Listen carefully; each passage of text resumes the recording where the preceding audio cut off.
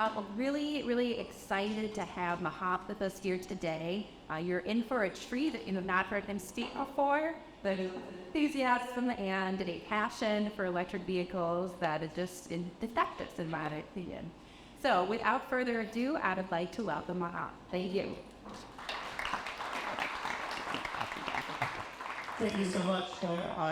Thank you all for being here, and hopefully you'll be listening to me. I'm going to try my best to educate and entertain as well. So I'd like this to be a bit of a conversation. I'm not doing a PowerPoint or anything. I'm the fleet superintendent for the City of Madison. Any ideas what the fleet department does for the City of Madison? And if you already know me, don't speak up. So the fleet department is a city department that buys and maintains vehicles on behalf of the other city departments. So there are 30 departments in the City of Madison, government, and we have about 1,800 vehicles. These are things you'll see out there like the metro buses, the garbage trucks that pick up the trash and recycling, police cars. Hopefully none of you have been in the back of a police car, but that is an important function. We have the ambulances for the fire department, the different kinds of fire trucks that we operate. The plowing equipment is obviously very important in a community like Madison. When I meet my fleet friends from the south who don't have snow, we joke around about how they don't have to take care of plow equipment like we do here in the winter times. So 1,800 vehicles. What defines vehicles, and anyone here who's driven knows this, there are tailpipe emissions, which cause all kinds of problems, both locally as well as globally. So Madison as a community, you might know this already, has higher asthma rates than the rest of the state and the rest of the country. Why is that? We have high traffic corridors here, and there's a lot of pollution being spewed out by vehicles. Now, 1,800 is only a small part of the vehicles and equipment on the roadways you'll see out there. So you might be asking, how can we make a difference with a fleet as small as Madison's? We're about the 81st or 80th biggest city in the country. Well, I think there's a lot we can do. Number one, because we're out there on the roads every day in every part of the system, every part of Madison, and then the county fleet, the state fleets. If you count all of the large government fleets that are in town, the UW Madison fleet, if you put that all together, we're covering every inch of the roadways here. So we can be setting an example, not just for this community, but for the rest of the world. So I'm going to back up a second. I see everyone's an adult here. All of us who are adults here are failing right now. We're failing our future generations by leaving this place, by leaving this planet in worse condition than we found it. All of us are a part of it. Wherever we work, I see a lot of friends here and partners. I think all of us should be doing more.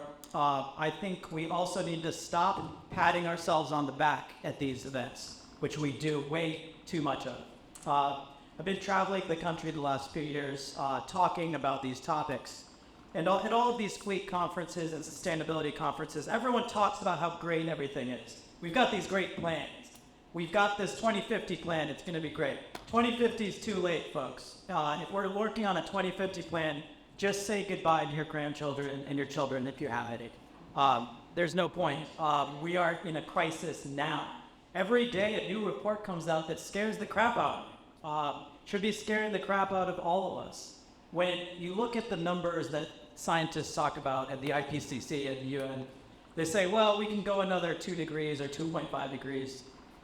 What that doesn't say is that 2 degrees is already baked in if we stopped operating vehicles now. If we stopped in the year 2023 operating any vehicles, we just stopped operating boats and planes and oil tankers and fighter jets to bomb each other all the time. If we stopped doing that right now, we're already going to hit that critical 2 degree Celsius mark, 2.5 degrees Celsius mark. It's one of those. Why is that such a bad thing? What happens at 2 degrees Celsius? Anyone? I think I'm preaching to the choir. Right. Free weather.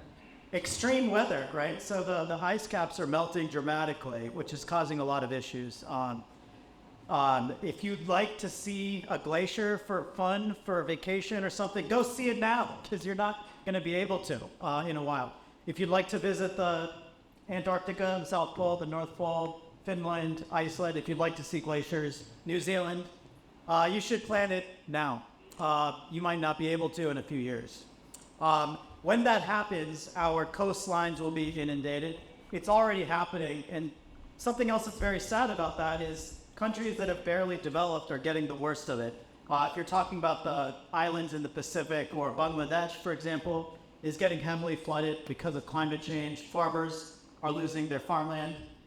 We're talking 30 million climate refugees just in the last few years, according to some statistics. And obviously that's not good for any of us. And we're not spared here in Madison. Who was here in Dane County in 2018 when we flooded? Okay. We are lucky to have UW-Madison here. Anyone from UW-Madison? Or the system? Yeah. Or a graduate? I'm sure some of you are. They have a limnology school, which I never heard of before.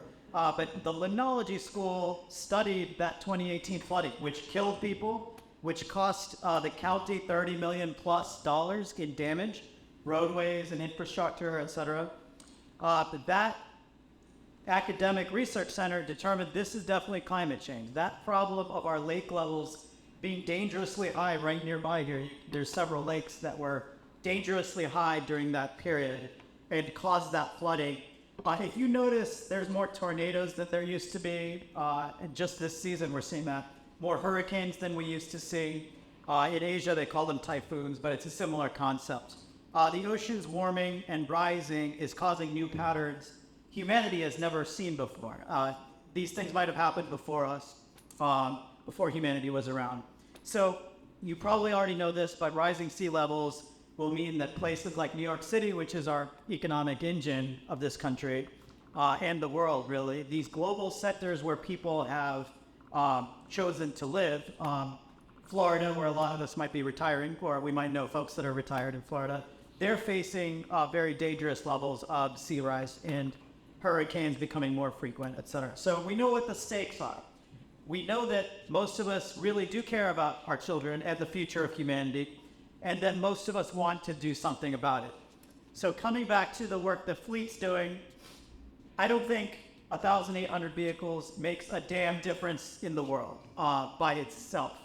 Where it could make a difference is if Madison, the Madison City government, Dane County government, and the partner groups like you that are all here, we go out and do the right thing. We will be a model for the rest of the world, in my opinion. I think Madison's a great community for that. I think Dane County's a great community for that. We're an educated community. We have a great research university that I just mentioned that's one of the best in the country. We have an educated community that's doing great work on behalf of the rest of the world. Epic comes to mind. Anyone from Epic here? So Epic is doing things on a global scale with their medical records work. And there's a lot of other, Exact Sciences, another one. There's a lot of great companies here who need to join this revolution. And the revolution is not that hard to join. This isn't the 1920s. This is the 2020s, what I like to call, what I'm branding, the roaring 20s for sustainable transportation. And the technology is getting there. I think technology is the way out of our problem. It was the way into our problem. When we industrialized in the 1850s onward, the Western world, not all of the world, there's still parts of the world that live like they were living 10,000 years ago without a carbon footprint. If you go into Africa or Asia, there's certain tribes that you could argue are living better than us. They're not, they only kill what they need to eat, they plant what they need to eat. They don't emit anything except the fires that keep them warm at night and roast their meats and vegetables. They're living better than us in a lot of ways. Obviously, we've made a lot of progress. I come back to medical progress, and we're very fortunate to have great medical care now that wasn't available before, isn't available to the tribes I mentioned, but they don't necessarily need it because they're not getting diabetes and they're not getting heart disease and other things that we're facing because of the way we live, because of the way we're destroying our planet. Not just for ourselves, we're destroying the planet for those folks in other countries and other places. So we're truly all in it together globally. So coming back to Madison, we could be leading this revolution for the world. So a small part of what the city's doing, something we'll talk about today, and we'll have time for questions, I think, after. So electrification is something that's being talked about a lot. The good news is a lot of new electric vehicles models are coming out that any of us could buy and hopefully afford. The reason for that is battery technology is getting better every day. So you're going to see cars and trucks with longer and longer ranges and more affordable in the next few years. What I'm hoping for is that, number one, our community will only operate electric vehicles in the coming years for our transportation needs. That includes electric buses, which the city is investing heavily in, and we've gotten some grants from the federal government to electrify the bus fleet for Metro. I'm very excited about that. There's a new BRT system coming out, Bus Rapid Transit. Folks familiar with that project too? So Bus Rapid Transit should get folks around more quickly and make transportation more convenient for more people to use, because buses are the number one way to get around. I hope a lot of you ride the bus. Putting 30 people in a bus is always better than putting 30 people even in electric vehicles. Let me back up. There's something even better than buses, and what's that? Bicycles, yes. So I started getting into e-bikes, and there's no turning back. It's a lot of fun. You'll still get exercise. You can go twice as far, twice as fast, see twice as much of the city or the town or whatever trip you're taking. So if you're a hardcore bicycle rider and you could do 25 miles on a regular bike, you can easily do 50 miles on an e-bike and get as much exercise, and it's a lot of fun. So I'd recommend starting, especially if the weather's better. I know winter can be tough. Start with bicycles and e-bikes. The next best thing, buses. Hopefully Bus Rapid Transit will increase ridership. It'll be affordable as well. After that, we should be looking at electric vehicles for our personal vehicle needs. A lot of us live in areas where you can't necessarily get on a bus. So electric vehicles they're safe. Has anyone heard about these electric vehicle fires that are happening? Okay. Gasoline and diesel vehicles are 10 times more likely to catch fire in a collision than an electric battery vehicle. A lot of folks don't know that. That's because the mainstream media loves these electric vehicle battery fire stories. However, they are safer than gasoline and diesel. So there's a lot of misinformation out there. As far as range anxiety, that's another issue that's being dealt with, and the city's trying to build more charging infrastructure with our partners, MG&E and Alliant Energy and Wisconsin Clean Cities and other groups. There's a ton of federal money coming in. Has anyone here heard about the NEVI program? NEVI, and then WEVI is the Wisconsin version. The state is going to be giving out millions and millions of dollars through the federal government. There's another one coming up that the city's working on. It's called the CFI. That's going to put hundreds of millions and more dollars into the communities across the country. So we're trying to cover the highways with these charging stations, and we're trying to cover the cities like Madison. So Madison already leads Wisconsin in terms of electric vehicle usage, in terms of electric vehicle penetration. But we are getting our lunch eaten by most parts of the world. In China, over 25% of new vehicle sales are electric now. So they're winning this race, not us. And I'm embarrassed by that. Why is China beating us in this area? Why don't Americans step up and be number one in this area? It's good for the economy. There's a ton of jobs, ton of money, a ton of millionaires and billionaires will be made out of this revolution. If we just stop debating whether the world is burning, because we already know it is. How do we know it's burning? Just look around. The forest fires, the hurricanes, the typhoons I mentioned, the flooding I mentioned, the droughts I mentioned. If you look at inflation and groceries, a lot of that's made worse by climate change. The costs that we pay at the grocery store, a lot of that's due to climate change. And frankly, the wars we fight over energy resources. So if you want to really know what Ukraine and Russia is about, it's about energy more than anything else. If you want to know what the first Gulf War was about in the Middle East, 1991, Desert Storm, it was about energy. It was about preventing Iraq from taking over Saudi Arabia and running half the world's oil supply. And make no mistake, energy is run by cartels. They're criminals. I hope no one here works for big oil. But if you do, you should leave and do something else if you don't want to be a criminal. So these are, again, my opinions. Disclaimer. we need fossil fuels in the bridge to get to where we're going to get to. I understand that. And in my personal life, I have to use fossil fuels to live. And we had to use fossil fuels to get the food we're all eating and the drinks we're drinking right now. But we should be getting out of it as soon as we can. But someone needs to take the lead. Unfortunately, the United States has been the caboose in a lot of this stuff because we happen to be still debating whether science is real or not. We're debating whether we should teach science to our kids in school. And we're debating whether these floods we're seeing, this climate change we're seeing, is real or not. We need to move past that. Understand we're already in a war, right? And if you're in a war, you might have a guy next to you saying, well, we're not in a war while the shells are flying around your head. Well, you could listen to that guy or we could fight back. I think that's what we should be doing here. So a little bit about the fleet. We're electrifying, not as fast as I'd like. I'm sick and tired of hearing about supply chain issues from Ford and GM and Stellantis and just Toyota and how they can't get their act together. They had a chance 20 years ago to start electrifying. They just liked milking the cash cow of fossil fuel vehicles a little too much to have any vision to switch over to electric 20 years ago when Tesla started doing it and other companies started doing it. Thankfully, Elon is kind of helping drag the industry. So you're seeing Ford half-heartedly getting into the game, GM half-heartedly getting into the game. What do I mean by half-heartedly? They're buying Super Bowl ads on vehicles they haven't started even planning for yet.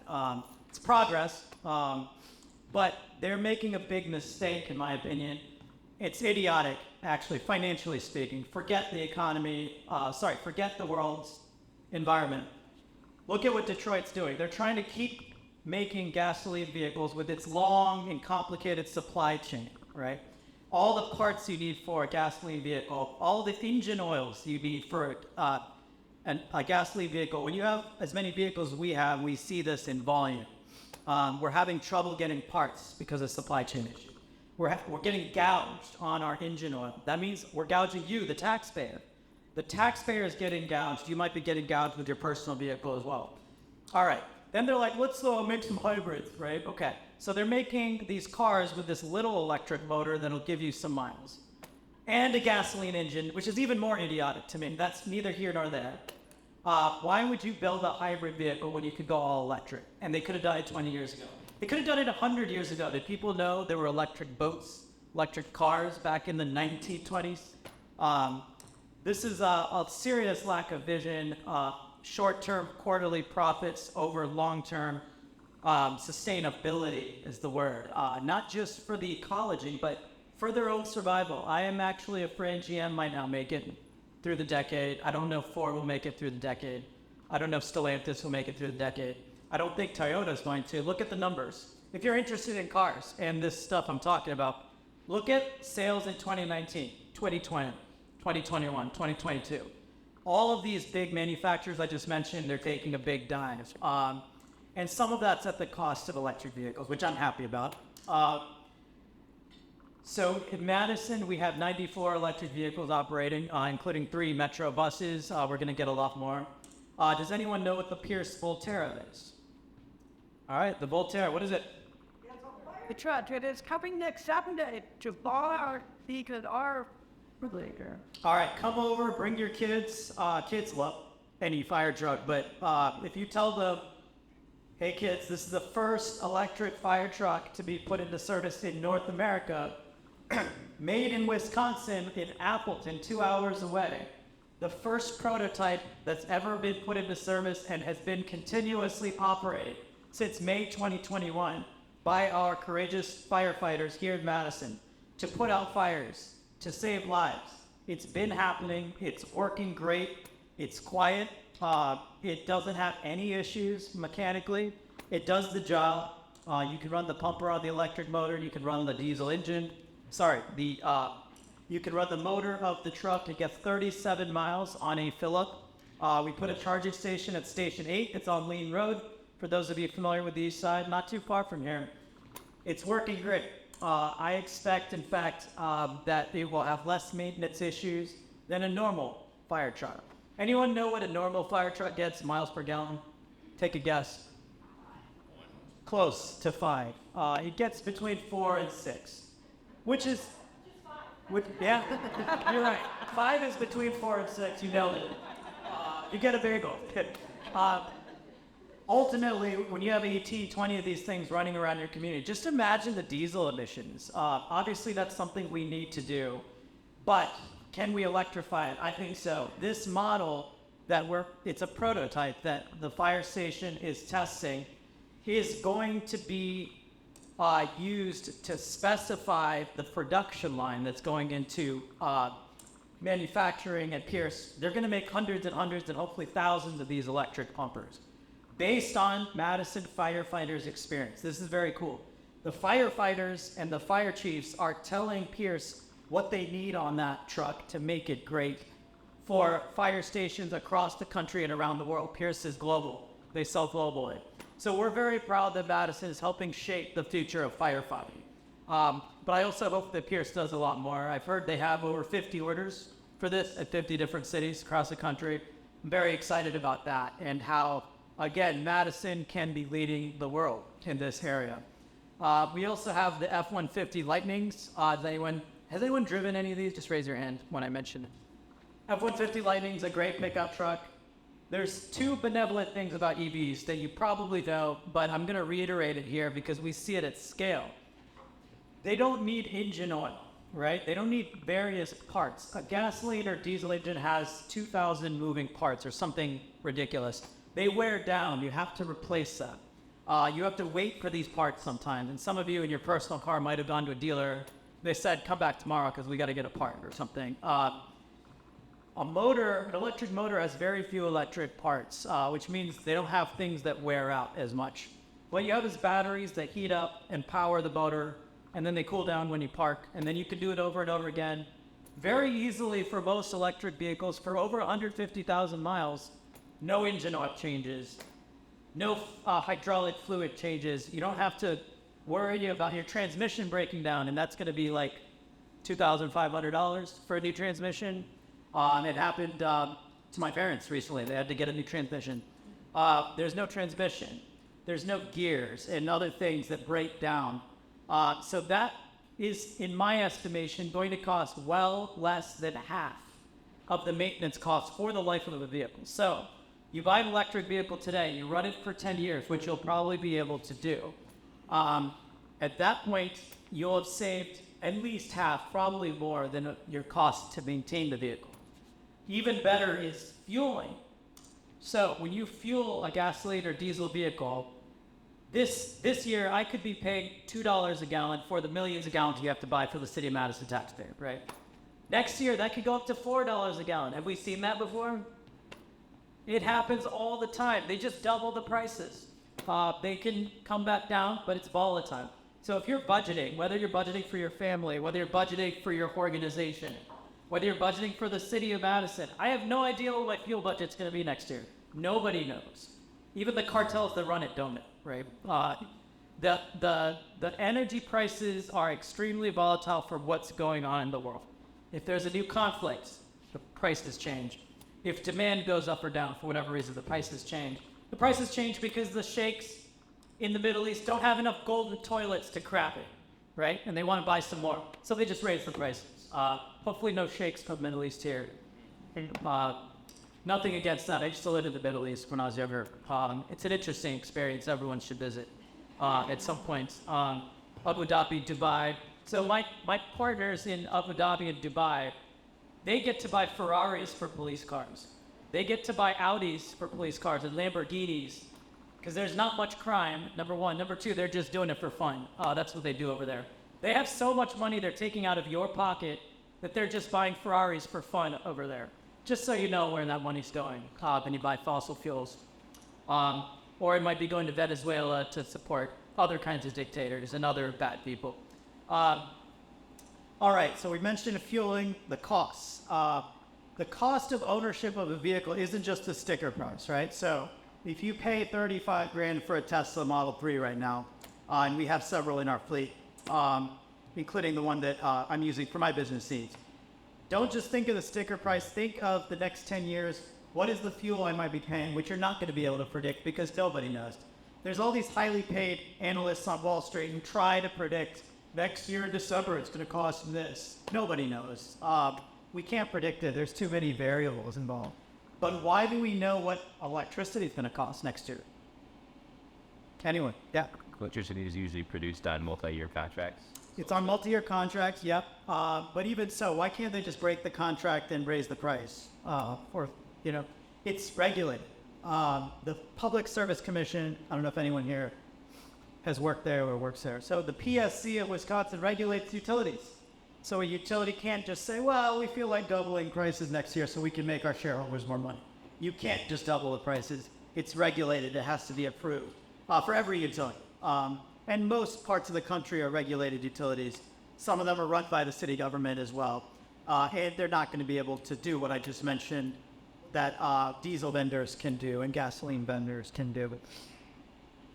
So 94 electric vehicles. I mentioned Tesla. I mentioned the Volterra. I mentioned the Ford F-150 Lightning. Very excited about the Lightning because there's a gap in the medium duty space. That means vans, pickups, etc. But there's a lot coming. We're looking forward to the Cybertruck. I put an order for mine in for my personal use. Hoping to get a Cybertruck in 2026 or so. There's a long wait list. But I think we'll be getting some for the city most likely. There's a lot of other ones. We also have our main electric vehicle is the Chevy Bolt. Has anyone driven the Bolt? Great. So the Bolt is a very good entry-level electric vehicle. It's solid. I'm expecting they'll easily run 150,000 miles without major problems. We have Nissan Leafs. The mayor's office drives a Nissan Leaf. Mayor Satya Rhodes Conway, to her credit, drives a Nissan Leaf for her business needs that is part of the fleet. The first conversation I had with her was, can I get you an electric vehicle, please? And this was 2 weeks into her administration, 2019. She said yes, right away. We brought the electric vehicle over, showed her how to drive it, and she's had no problem. So guys, would I put my boss in a vehicle that didn't work for the need? I would not do that. I'm not stupid. So it's worked great for her and her staff. I'm proud that her and other department heads like myself are all driving electric now. We also have other things you might not know about. If anyone golf, does anyone play golf here? So golf carts are very easy to electrify. Golf carts should never have anything but electric. It's a very good use case for parks and golf courses. We have a bunch of GEMS, Global Electric Motor Car. They're very nice, they're fun, they're quiet, they're zippy. All the cars I'm telling you about, by the way, are a lot of fun. One of the few ways I'm able to stay sane these days is that I get to drive a Tesla for work. And drove it here, I'm gonna drive it back to my office. It's a lot of fun. You're not compromising on performance. We are working on setting up the first electric vehicle for the police department as a SWAT vehicle, as a patrol vehicle this year. Will probably be the Ford Mach-E. Has anyone tried the Mustang Mach-E? Very nice car as well. I recently drove down to Chicago and back with a Mach-E. I had no problems. No range problems. I got down to Chicago, no problem. On the way back, I charged up. The computer will tell you where to charge. You don't have to sweat it. You don't have to worry about it. Between here and Chicago, there's plenty of charging. Between here and Milwaukee, plenty of charging. Here in Minnesota, plenty of charging. Some of you might have done these trips that I'm talking about. I'm hearing more and more from folks who are taking vacations, driving to Florida and back, having no problem finding charging. That's only going to get better. And in particular, the Tesla supercharger network is everywhere, and they're opening that up to other vehicles in some places as well. They started testing that out. And that will be a game changer, I believe. I think they have something like 40,000 of them out there. They're highly dependable. They're always in service. There is a range of quality differences between charging stations. I see a charge point here. Those are pretty good. Usually when you pull up to a charge point, it's going to work. Electrify America is does anyone know Electrify America and why they exist? So VW, on top of all the other kinds of cheating VW was doing, they were cheating on diesel emissions, which, by the way, most companies do. VW gets singled out, but the entire German industry was doing that, BMW and other companies. So they were cheating for years on emissions tests. The U.S. government fined them billions of dollars and said, hey, go on and build a bunch of charging stations. Good idea, but they built crappy charging stations. There's one at the Walmart on the east side.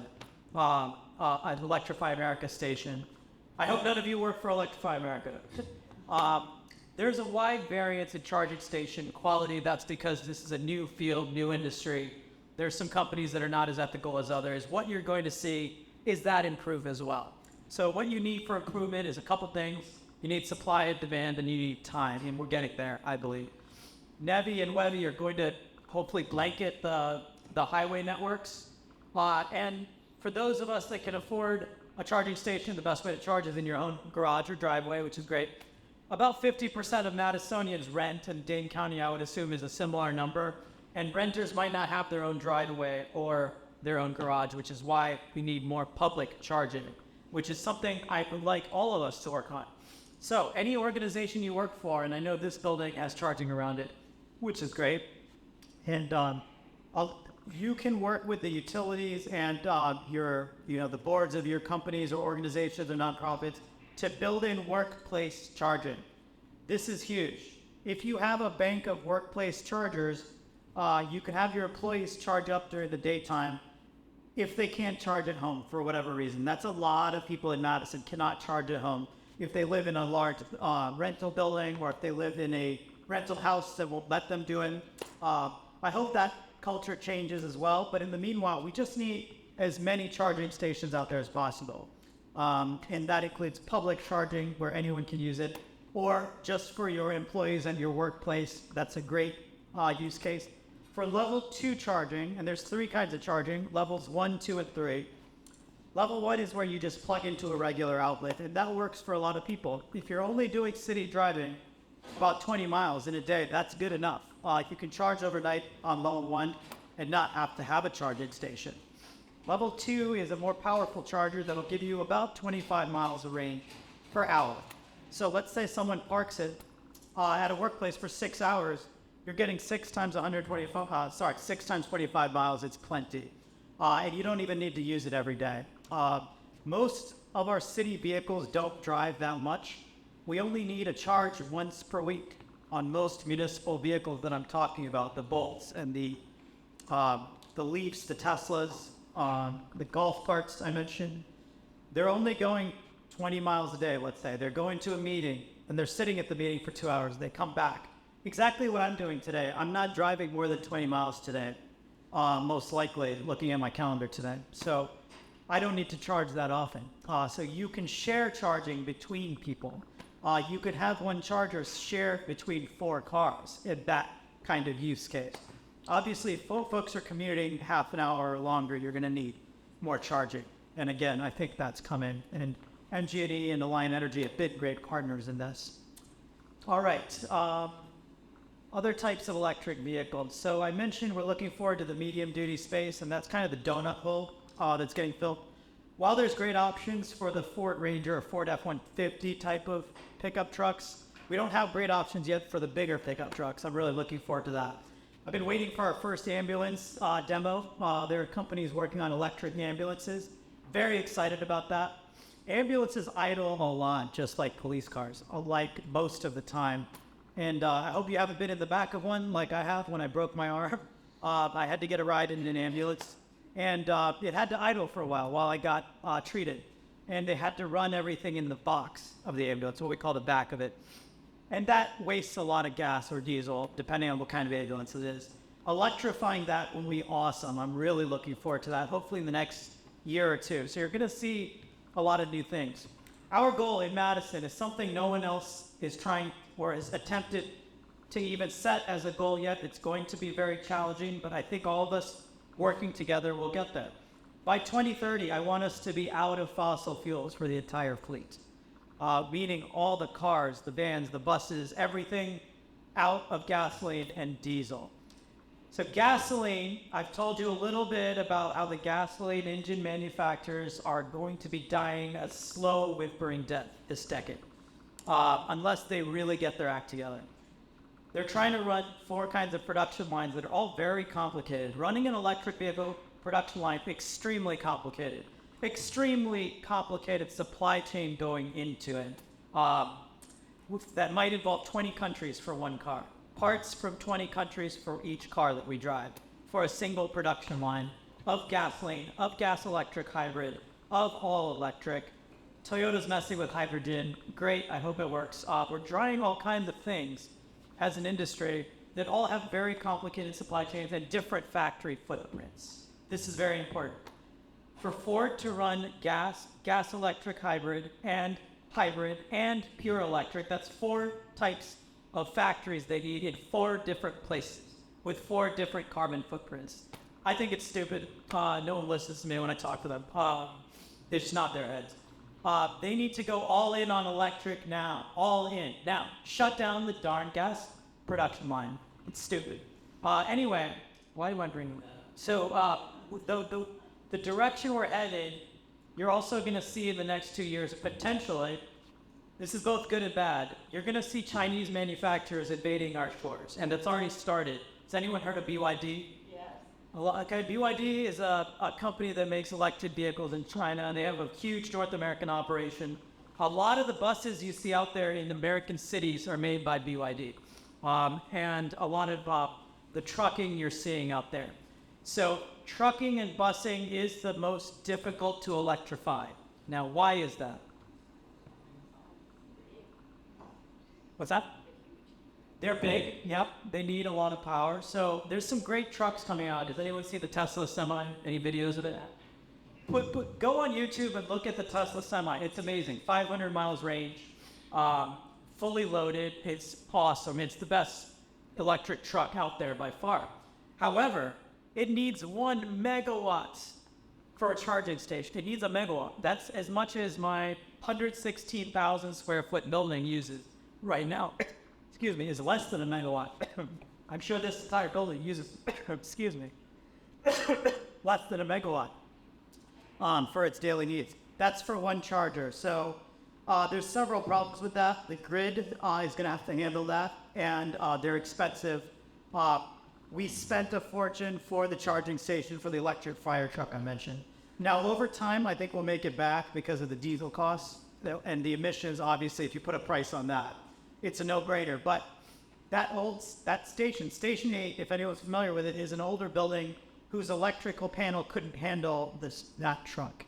So we had to upgrade the electrical system of the building. That's going to have to happen with a lot of these older buildings in town. A lot of our fire stations, police stations, a lot of our garage spaces that the city owns, to run electric trucking, we would need to upgrade them, which is extra work that could cost a lot of money. So by 2030, we're not going to be able to electrify our truck and bus fleet in Cleveland. What does that mean? So we're running about 700 trucks and buses in the city of Madison. We're not going to be able to electrify all of them for many reasons. One is cost. These electric trucks are few and far between. They cost a lot of money. The Tesla Semi is probably double the cost of a regular diesel truck of the same kind. It will make the money back over, let's say, a 10-year period if we run a truck for 10 years.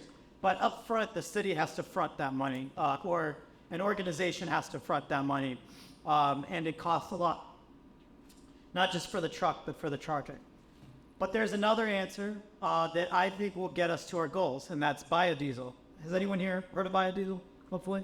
Okay, so Madison is heavily investing in biodiesel because the 700 buses and trucks I mentioned cannot be electrified by 2030. Why is 2030 an important goal? For me personally, I want to retire at age 2030 after doing this. Possibly go down to Costa Rica and help them electrify. I mean, again, people are beating us. Potentially, we might be behind. What we're looking at is running 100% biodiesel, and here's why it's important. All of the biodiesel we use here comes from the state of Wisconsin. It's mostly soybean oil based, and it is a part of the plant that is not used for food. That they use to process into soybean oil that can be made into biodiesel that has the similar properties of regular diesel in your trucks and buses. And it's processed right here in Dane County at a plant run by REG. So it supports local jobs right here in Dane County to process. So grown and processed right here in Wisconsin. Energy independence, everyone talks about that. Energy security, everyone talks about that. What could be better than getting our fuel from our own state and not shipping it here from far away? And all of the oil tankers you need to ship it from far away. all the military muscle we need to protect the oil and sea lanes. Why do we spend $1 trillion a year on our military? It's so that we can ship oil around the world and protect the oil and sea lanes and other kinds of trade as well. But the air lanes, the sea lanes, the land lanes that we travel with our oil is very expensive to insure and to defend. And that's what our jets and our carriers, which have an insane carbon footprint. If you look at a single carrier, we're proud, America, we have 20 carriers, we're so great. It's just destroying the planet, these carriers. Well, they're great, they're cool. I'd like to visit one and check it out. But all this military might that we put out into the world is largely based on fossil fuel interests. That's just a fact, and it has a very heavy carbon footprint. So if we go to 100% biodiesel, we could run it year-round with retrofit technology. That means technology we'll put on the trucks that will keep the diesel warm. You can't run biodiesel in cold weather because it freezes at a higher point than regular diesel. This is a big problem with biodiesel, and it's a big reason why we can't use it at volume in places like this. But there's a company I'd like to shout out called Optimus. They're based out of Pittsburgh that takes the radiant heat of an engine. Every engine creates a lot of heat that's wasted, whether it's a gasoline car, a diesel engine. It wastes heat. You can trap that heat and warm up the biodiesel, run it year-round. 2030, all biodiesel, all electric for anything that won't be biodiesel, and Madison will be the first city in the world to decarbonize completely. I'm going to need some funding for that. We're going to apply for a grant funding. Hopefully the city council and the mayor's office approve our budgets every year. All of you, can you please tell your alders to support this when I'm talking? We're going to need more money to get there. But it's to set a model for the rest of the world. Am I running short on top for? Yeah. So that's the 2030 goal. I'll be retiring, but for now I'm here for questions. If anyone has questions about Fleet and what we do, or the environment, or Sue. Susan, I cannot eat clean bullets, and I'm not very sure Not quite sure where biodiesel is to be sustainable, but certainly with respect to using, stuff from solar and wind. We do need storage. And when I'm listening to you talk about all these batteries, when are we going to get to the point where all these batteries, especially larger vehicles, and be used for storage when they're not operating? Yeah. Because, without storage, we're not. It's a great question. So I didn't touch on this, but the most benevolent thing you can do, the cleanest way you can do transportation is renewable energy for charging. So we have some solar-powered charging in Madison. We have 6 charging stations at my headquarters where it's off the grid completely. It's powered by the sun. It's made in California by a company called B. And we're charging, including mine. All of my charging is solar only. It's not off the grid at all. So yes, converting facilities to take wind, to take solar and natural gas and other renewables is very important. So eventually, yes, batteries will be big and powerful enough to also power back into the grid, into a building. So you can have a fleet of trucks that have extra power from somewhere else that can help power a building. So energy storage, we didn't talk about that because I've been focused on transportation. But if you looked at the Tesla master plan that Elon Musk put out this year, it goes into all of this. It's a 20 minutes or whatever, and you can find it on YouTube. We have enough solar in a single hour from the sun to power all of the humanity's needs for a year if we learn how to harness it. So the answer is right in front of our eyes. The very star that's baking us right now could be our way out of this problem if people invested in this area. And a ton of money to be made. Another one, battery recycling. Ton of money to be made. You don't have to mine all of our battery needs. We can recycle cell phone batteries, computer batteries, tablet batteries, car batteries into new car batteries, new cell phones, new laptops. This is a benevolent cycle that's coming, ton of money to be made. All of you should be investing in battery recycling if you're not already. I think that's a growth area and a lot of money to be made. Yeah. What fuels are being used to create the electricity that's currently gone into electric vehicles? That's a great question. So the utilities are working on renewables. So Wisconsin, unfortunately, does have coal in its energy grid, as do other parts of the country at different degrees, and other fossil fuels. But we're building solar farms around the area, which is great. We're building solar farms in other parts of Wisconsin, which is great. You've seen windmills around the Midwest. Again, I think we're behind other parts of the world. We need to catch up. We need more solar farms. We need more windmills. We need more geothermal. There's a long way to go. That's a whole other area about infrastructure and what's under the ground and where the power comes from. The good news is the technology is awesome. There's a lot of cool stuff coming out I don't even know about in this area. But Wisconsin's behind. I'm embarrassed for Wisconsin. Yeah. Hi, with the Middleton, we're trying to change the government there. Talk a little bit about the challenges of our culture that's because of the change. So, I'm not going to name names, but my predecessor was here for 38 years. And my predecessor was a superintendent for 27 years. Didn't believe in climate change. Frankly, he was a racist. Frankly, didn't want to do work around diversity, inclusion, environment. So once you have a debate where someone doesn't even believe in climate change in a position of power, and there's an entire political party that's been denying the reality, it's hard. Change is hard. However, I think it gives you something to do, something to work on, something fun. It's a fun project. It's a challenge. It's a fight. And we're winning. I think the good guys are going to win in the end. I think in my 6 years here at Madison City Government, I'm going to speak very frankly, vast improvements to the management of city departments since when I got here in this area. A lot more discussion about climate change and sustainability, a lot more effort, a lot more funding, which is very important. But we need citizens. We need organizations. We need voices like Epic and Exact Sciences to speak up and say, get us electric buses to our campus. We're going to electrify too. We're going to build more solar. Lead by example. I think the community and the politicians mirror each other, right? So the politicians will say things that the community wants to hear, but the community needs to speak up. The government can't do it alone. But the Biden administration, to their credit, they're moving way too slow, in my opinion, way, way, way too slow, but they are putting money out there. They're taking too long to do it.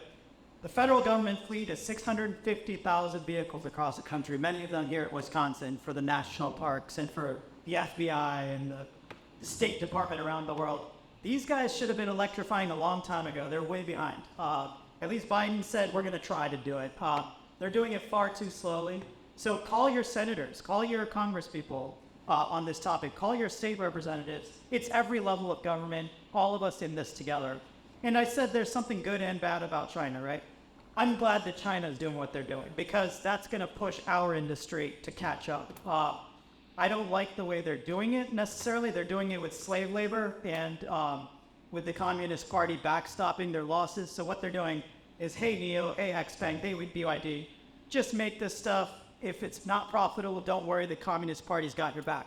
That's one way of doing things, and they're beating us by doing it that way. But we should do it our way and beat them instead. That's my opinion. This is a bit of a tail off of that advocacy, but I prepared can make sure it's we should agree with similar goals, so we want to have at least 75% of our fleet EV by 2030. So, Congratulations. yeah. But what challenge that we have, which was a little EV, because our fleet is very decentralized, which means like we're very reliant on the supply chain. We could just supply chain issue, and we'll year over year see just orders canceled at the time those are at base and Yeah. what have you been doing to counter that? Yeah, great question. I've been in this business 22 years, and this is the worst period I've ever seen for getting parts, for getting, as I mentioned, engine oils and things like that, and for getting new vehicles. So our police department replacement cycle is 2 years behind, which is, it's a problem because then your maintenance costs go up because you're running older vehicles, and it affects operations because there's more downtime. So we are facing that. What all of us customers can do is yell and scream at our vendors about it. They're using supply chain as an excuse largely for their other problems. So they're poorly managed. And that supply chain stuff I'm talking about, I'm sick and tired of hearing about it, is partly because they don't manage well. And they use inflation and supply chain as as a way to jack up prices. They will get better. These things are cyclical. So if you have a 2030 goal, I would expect by, let's say 2024, we're not going to face the same problems. It will get better. As I mentioned, something interesting is if you go to the Harley-Davidson Museum, has anyone been there in Milwaukee? If you look at all their engines going back 100 years for the Harleys, they haven't changed that much. The engine cannot be improved upon that much over what they've done already. The electric battery is getting better every day. It's getting cheaper every day. It's getting more powerful every day. So when we're looking at 2025, I think that's a big year. We'll see price parity between the equivalent gasoline vehicle and the equivalent electric vehicle. At this point, we'd all have to be stupid to buy a gasoline vehicle, I think. So even stupid people will be buying EVs. So that's good news. Yeah. I wanted to address the issue of using soybean oil as a transition because bright soybeans is part of our agricultural monocrop system. They're very energy intensive. They can use synthetic fertilizers, pesticides, and so on.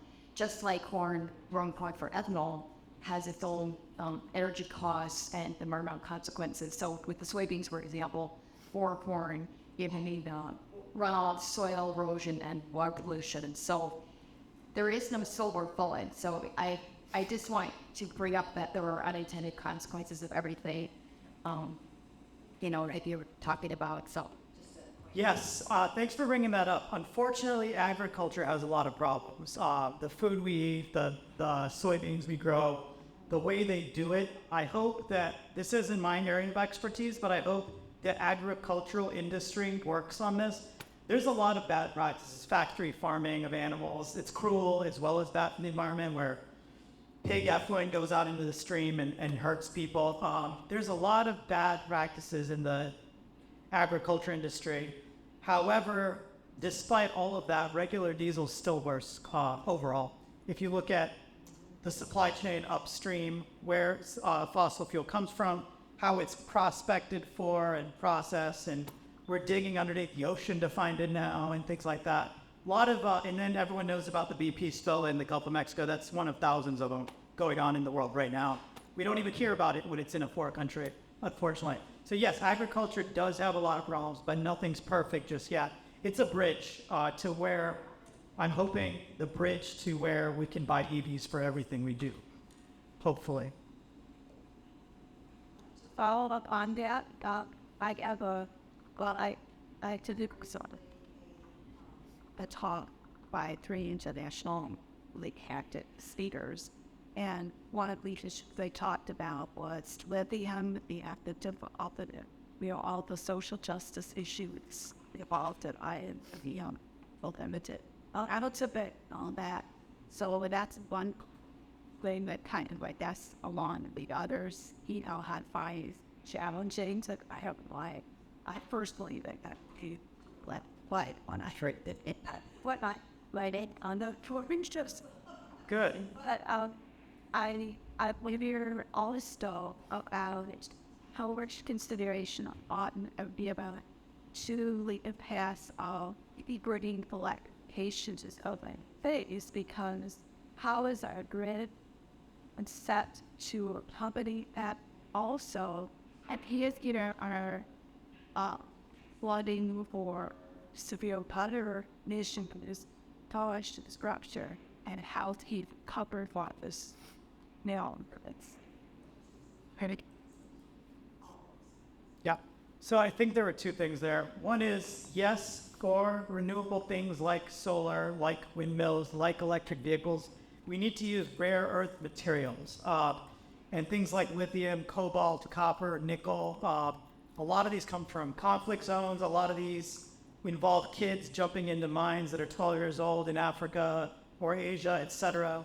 Unfortunately, that's a bigger symptom of the socioeconomic problems in these areas. So fossil fuel extraction has the same problems, unfair labor practices, and companies just looking to make a buck by using child labor. And You know, in the Middle East, their labor practices are horrendous. Horrendous. A lot of people are dying in these fossil fuel extraction sites.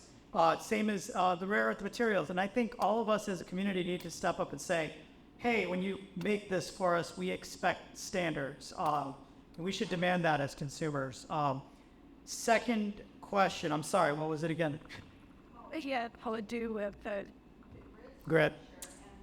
heat protect the shepherd or That is something that I know the utilities are working on, and a lot of good work happening in that area. I'm less of an expert in that, but it needs to happen. The grid has to be able to handle the extra demand. A lot of demand is coming.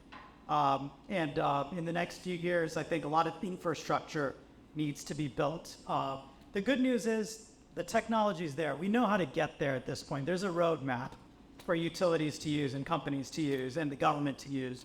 So I believe technologies are made out of this, including the utility grid scale and work. and how does the stay out lucky? Absolutely. Yep, and I think we have some utility friends here. I hope you're listening. Yep, so unfortunately that was time for our last question, so if you please join me in thanking Mahanth for going out. Thank you all. Sorry, I missed the line. You can do that one. No, it's all great information, and feel free to stick around, grab some coffee today, one more fruit, make a look. There's also feedback forms on your table, and we'll be here till 10, so thanks for coming out, everyone.